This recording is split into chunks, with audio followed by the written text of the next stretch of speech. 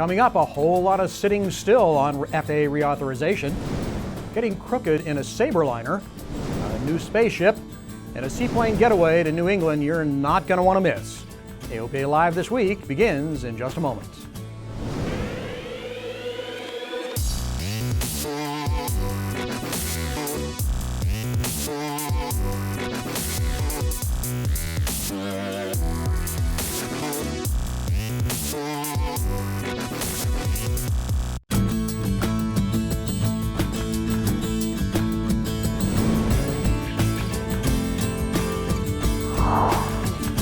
Now it's hurry up and wait. Hello everyone and welcome to AOPA Live this week. I'm Tom Haynes. Melissa's on assignment and serving on the Next Gen Advisory Committee.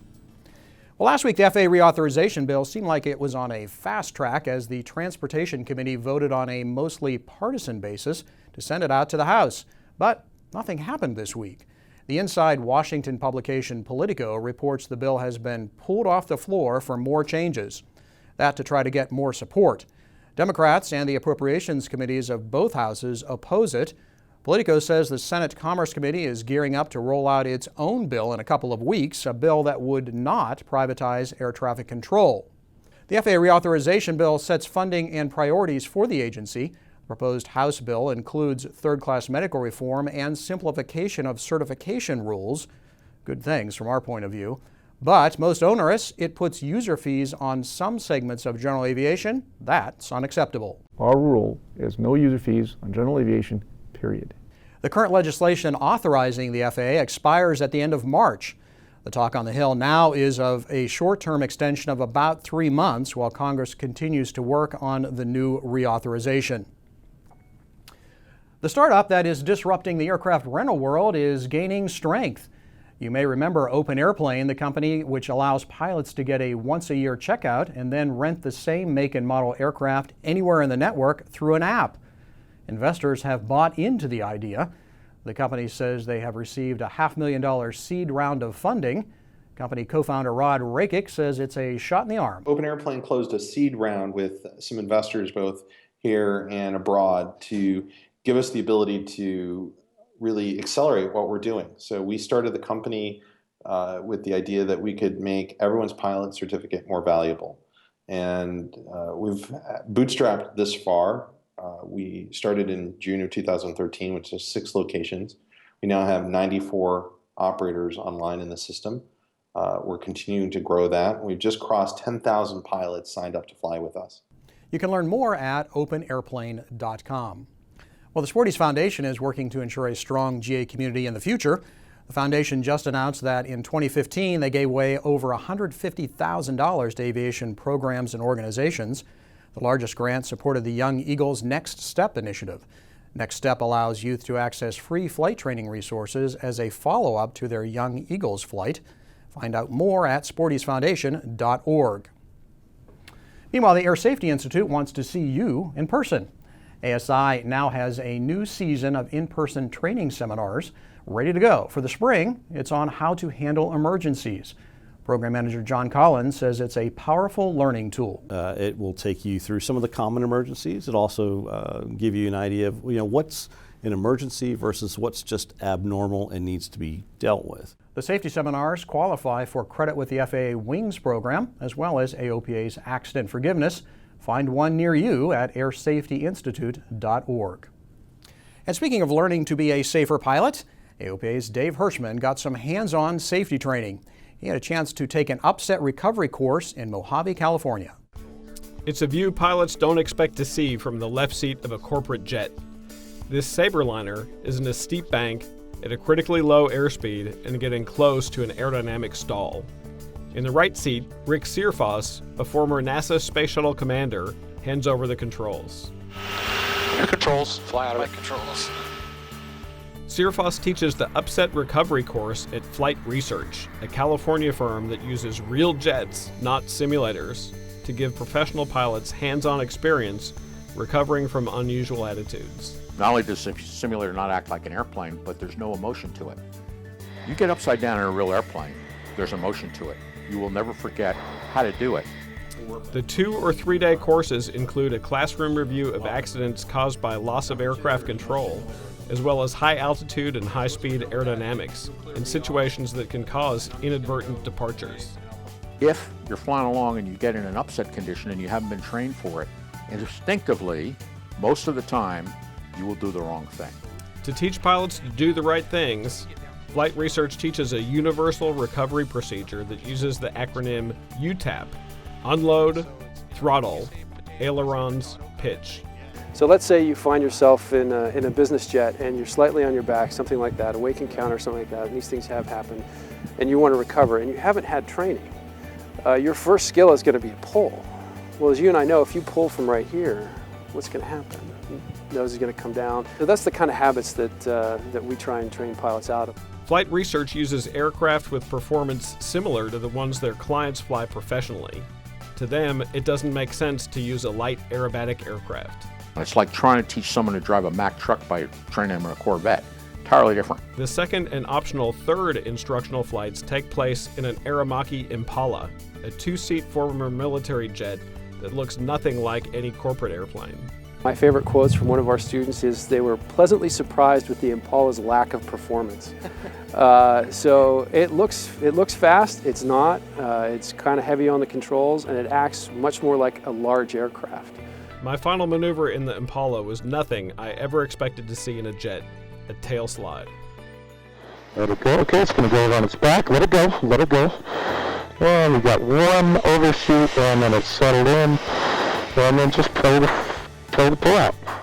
The tail slide demonstrates the airplane's inherent stability and eagerness to recover from even extreme upsets. According to Flight Research, upset recovery training is more important now than ever because of the aviation industry's increasing reliance on automation. It tends to whittle away at some of your hand flying skills, and that's what we want to do, is bring that back up. For the team at Flight Research, it's all about building pilot skills and awareness.